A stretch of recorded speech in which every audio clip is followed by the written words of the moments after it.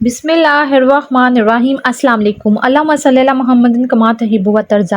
پیارے دوستو، آج میں آپ کے لیے 2 کہانیاں لے کے آئی ہوں اور آپ کا بہت بہت شکریہ۔ آپ میرے چینل کو دیکھتے ہیں، وزٹ کرتے ہیں، سبسکرائب کرتے ہیں، جس سے میرا بہت حوصلہ بڑھتا ہے۔ بس دعا کیجیے میری کوئی نہ کوئی ویڈیو وائرل ہو جائے۔ میں اپنے گھر والوں کو سپورٹ کرنا چاہتی ہوں۔ اب میں اپنی کہانی کی طرف چلتی ہوں۔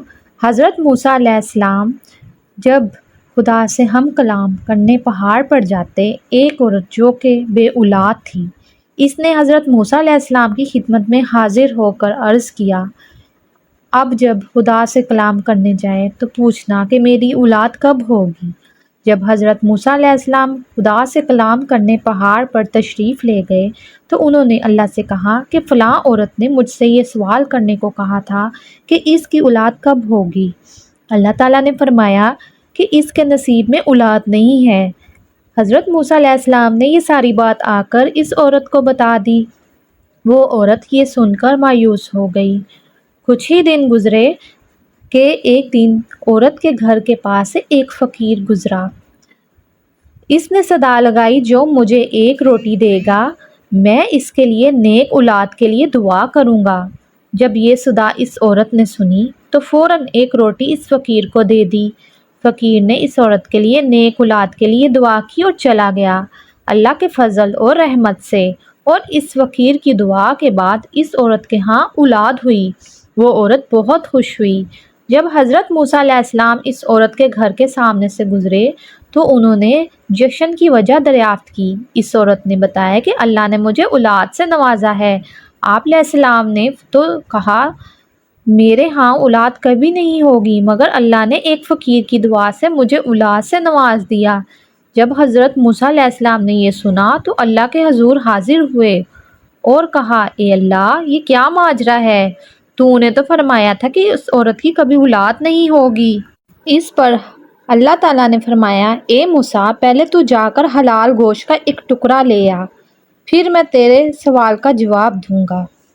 حضرت موسیٰ علیہ السلام نے بہت تلاش کیا مگر اسے کہیں بھی حلال گوشت کا ٹکڑا نہیں ملا۔ وہ واپس اللہ کے حضور حاضر ہوئے اور کہا، اے اللہ، مجھے کہیں سے بھی حلال گوشت کا ٹکڑا نہیں ملا۔ اس پر اللہ تعالیٰ نے فرمایا کہ انسان کے گوشت کا ٹکڑا لے آؤ۔ حضرت موسیٰ علیہ السلام نے سوچا کہ یہ تو بہت مشکل کام ہے، مگر اللہ کا حکم تھا اس لیے نکل پڑے۔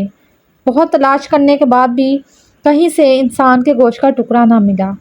وہ تلاش کرتے کرتے ایک جنگل میں پہنچ گئے۔ اس جنگل میں وہی فقیر بیٹھا تھا جس نے اس عورت کے لیے دعا کی تھی۔ اس فقیر نے حضرت موسیٰ علیہ السلام سے ان کی پریشانی کی وجہ دریافت کی تو حضرت موسیٰ علیہ السلام نے سارا ماجرا بیان کر دیا۔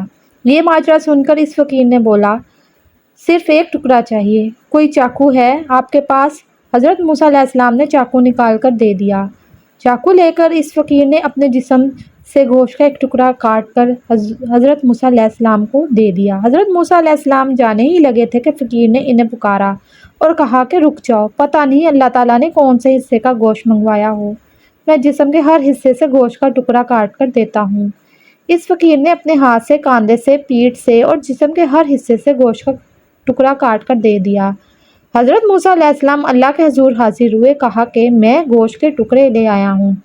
اللہ نے فرمایا، کس کے گوشت کے ٹکڑے ہیں؟ اس پر حضرت موسیٰ علیہ السلام نے ساری بات بیان کر دی اور کہا کہ فلاں جنگل میں مجھے ایک فقیر ملا تھا، اسی کے جسم کے گوشت کے ٹکڑے ہیں۔ تب اللہ تعالیٰ نے فرمایا کہ اے موسیٰ، اس بندے نے تیرے کہنے پر میرے لیے اپنے جسم سے گوشت کے ٹکڑے کاٹ کر دے دیے، تو کیا میں اس کے کہنے پر اس عورت کو اولاد نہیں دے سکتا تھا؟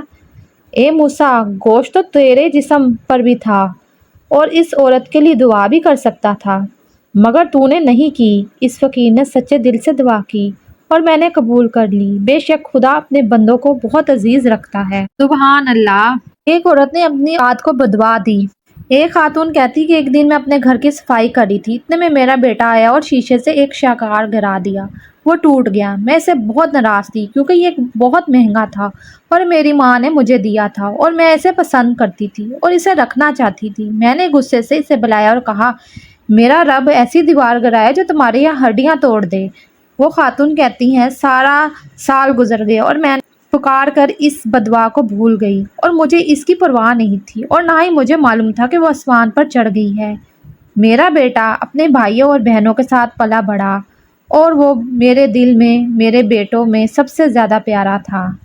میں اس کو ہوا لگنے سے بھی ڈرتی تھی۔ وہ میرے لیے اپنے بھائیوں اور بہنوں سے زیادہ نیک تھا۔ اس نے تعلیم حاصل کی، گریجویشن کیا، ملازمت حاصل کی، اور میں اس کے لیے بیوی تلاش کر رہی تھی۔ اس کے والد کی ایک پرانی عمارت تھی اور وہ اسے گرا کر دوبارہ تعمیر کرانا چاہتے تھے۔ میرا بیٹا اپنے والد کے ساتھ عمارت کی طرف گیا اور مزدوری کر رہے تھے۔ اپنے کام کے درمیان میرا بیٹا اپنے والد سے دور چلا گیا اور کارکن نے اسے نوٹس نہیں کیا تو دیوار اس پر گر گئی۔ میرا بیٹا چیخا اور پھر اس کی آواز غائب ہو گئی۔ کارکن رک گئے اور سب پریشان اور خوف زدہ ہو گئے۔ انہوں نے بڑی مشکل سے اس کی دیوار کو ہٹایا اور ایمبولینس آئی اور اس کا جسم لے جانے کے قابل نہ رہا کیونکہ شیشے کی طرح گر کر ٹوٹ گیا تھا، تو انہوں نے اسے بڑی مشکل سے اٹھایا اور انتہائی نگہداشت میں منتقل کیا، اور جب اس کے والد نے مجھے خبر دی تو میں بے ہوش ہو گئی اور مجھے ہوش ہی نہ رہا، گویا اللہ تعالیٰ نے میری آنکھوں کے سامنے وہ گھڑی بحال کر دی ہو جس میں نے بچپن میں کئی سال پہلے اس کے لیے بددعا کی تھی، اور مجھے وہ بددعا یاد آ گئی اور میں روتی رہی یہاں تک کہ میں دوبارہ ہوش کھو بیٹھی۔ جب ہسپتال میں مجھے افاقہ ہوا تو میں نے اپنے بیٹے کو دیکھنے کے لیے کہا۔ میں نے اسے دیکھا اور کاش میں نے اسے اس حالت میں نہ دیکھا ہوتا۔ ان لمحوں میں دل کی دھڑکن رک گئی اور میرے بیٹے نے آخری سانسیں لی۔ میں روتے ہوئے کہا، کاش وہ دوبارہ زندہ ہو جائے، گھر کے تمام فن پاروں کو توڑ دے، بس میں اسے نہ کھوؤں۔ کاش میں گونگی ہو جاتی اور اس کو بددعا نہ دیتی۔ کاش کاش کاش، لیکن کاش لفظ کا وقت پورا ہو چکا تھا۔ ایک شخص عبداللہ بن مبارک رحمۃ اللہ کے پاس اپنے بیٹی کی نافرمانی کی شکایت کرنے آیا۔ ابن مبارک نے اس سے پوچھا، کیا تم نے اس کے لیے بددعا کی ہے؟ اس نے کہا، ہاں۔ اس نے کہا، جاؤ، تم نے ہی اسے خراب کر دیا ہے۔ ہر ماں اور باپ کے لیے میرا ایک پیغام ہے، اپنے بچوں کو غصے میں بددعا دینے میں جلدی نہ کریں۔ شیطان مردود سے اللہ کی پناہ مانگیں، اپنی زبانوں سے وعدہ کریں کہ وہ اپنے بچوں کے لیے کامیابی اور رہنمائی کی دعا کریں گے، ان کو بددعا نہ دیں، اور جان لیں کہ اپنے بچوں کے لیے بددعا کرنے سے ان میں فساد، ضد اور نافرمانی بڑھ جاتی ہے۔ اس نافرمانی کی شکایت کرنے والے سب سے پہلے آپ ہیں جنہوں نے ان کے لیے بددعا کرنے میں جلدی کی۔ اپنے بچوں کو بددعا نہ دیں بلکہ اللہ سے ان کی اصلاح اور رہنمائی کے لیے دعا کریں، اور جب بھی آپ اپنے بچوں کو خوش ہوتے اور کھیلتے ہوئے پائیں تو ان کے لیے دعا مانگیں، اے اللہ، میں تجھ سے دعا کرتی ہوں کہ انہیں جنت میں خوش رکھ جیسا کہ تو نے انہیں دنیا میں خوش رکھا۔ اگر آپ کو یہ میری باتیں اچھی لگی ہوں تو پلیز میرے چینل کو سبسکرائب، لائک اور شیئر ضرور کیجیے گا۔ اپنا بہت سا خیال رکھیے گا۔ اب مجھے اجازت دیجیے، اللہ حافظ۔